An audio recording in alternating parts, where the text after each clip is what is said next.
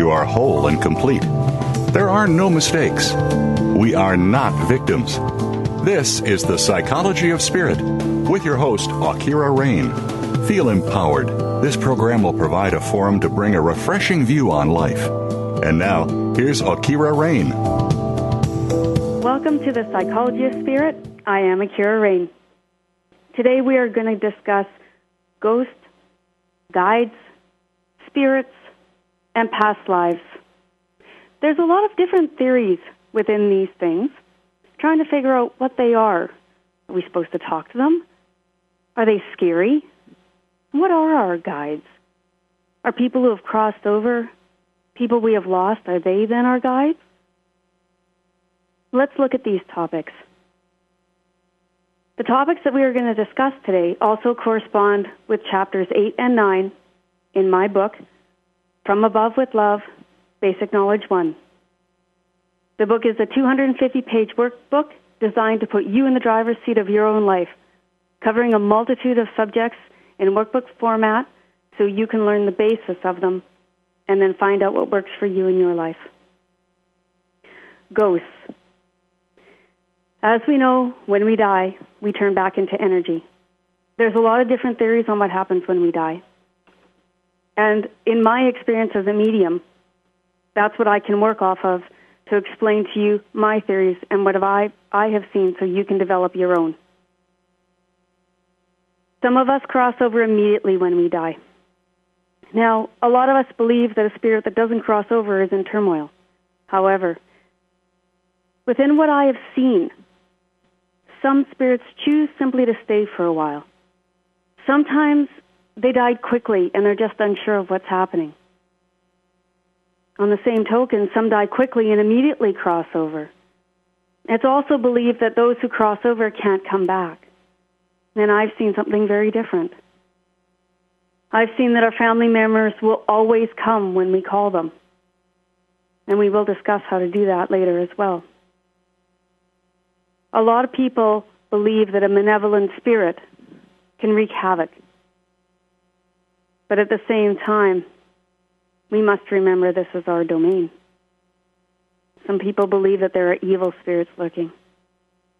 And the belief in evil often perpetuates that belief as well. When we die, our spirit leaves our body. Those who choose to stay for a while, when I view them, I can see them because they stand upon the ground still. This doesn't mean that they're in turmoil or trapped. It means they're working through what they need to work through.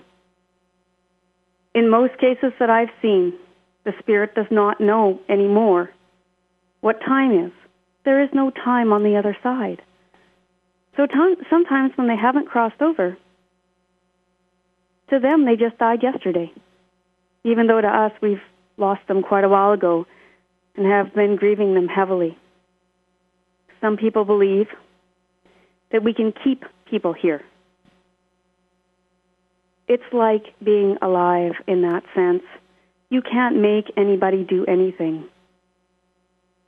A spirit when they have crossed over, a spirit when they have passed, chooses to do what they're doing at that time. They might feel obligated to stay with their family because they want to.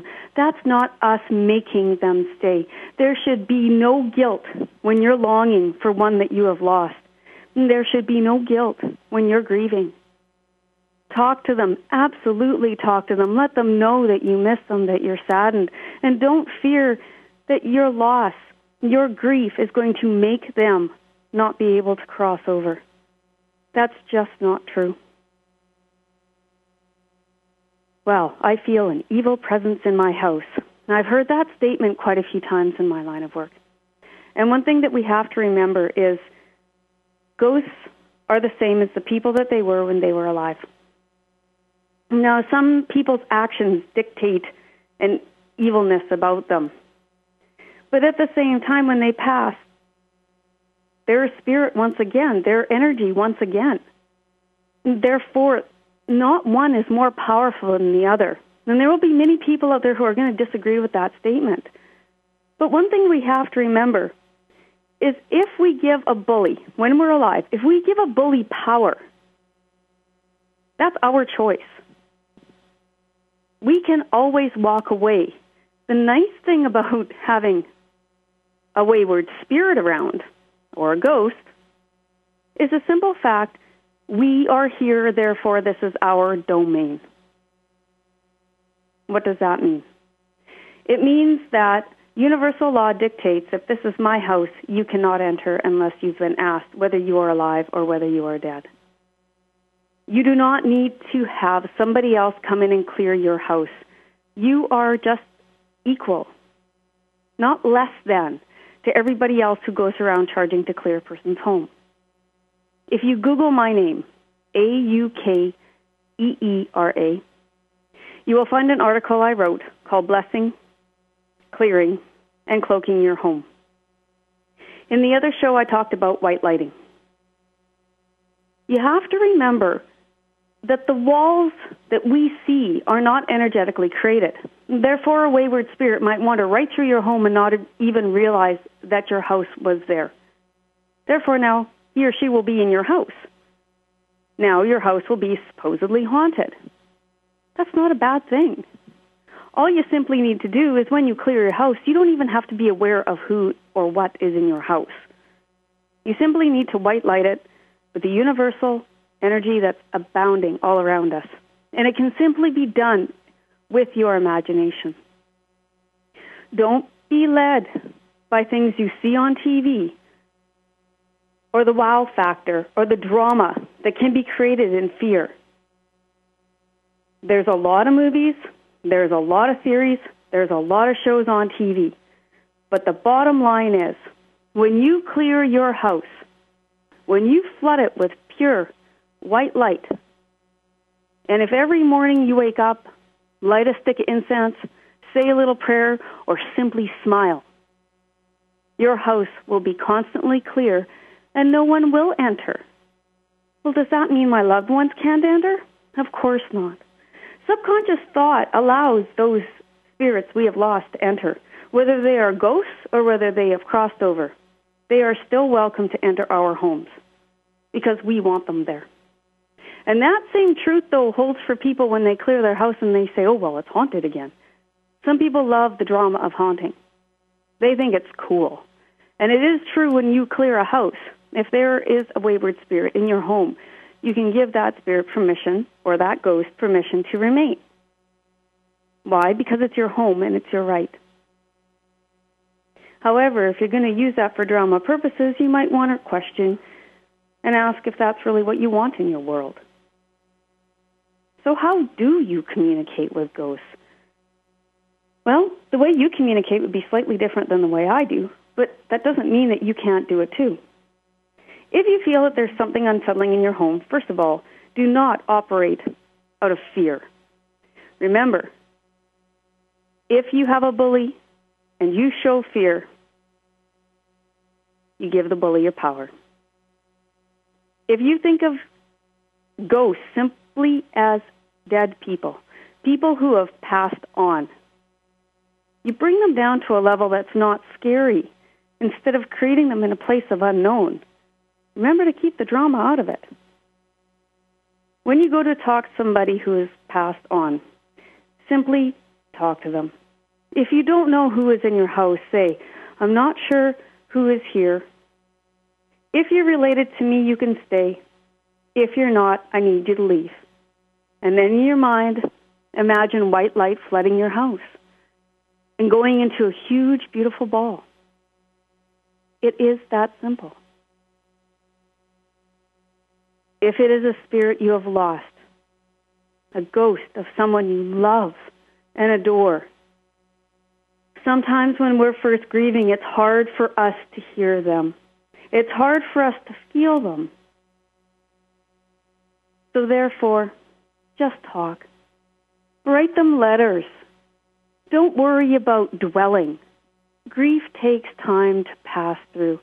And when you've lost a loved one, the grief never truly goes away, and you have to respect that. Allow yourself to talk to them. If you dream of them, there's many of us that believe that is them coming to talk to you. It's a place where you both can meet and visit and see each other once again. Also remember, if you think you're going to see a ghost often, it's not the way we see each other. It's a very different sight. It's an energetic sight. So a lot of us fear that we're going to see a person standing there. And it's really not like that. You can feel them more than you can see them. So when you're feeling for them, we're trying to see them. Imagine the person that you loved when they were alive, how they felt. And that will help you communicate more clearly with them. But I can't hear them talking to me. Very rarely will ghosts be audible to us. Why? Because we're so busy, we often don't listen. It comes across as more like a thought in your head when you're talking to a loved one.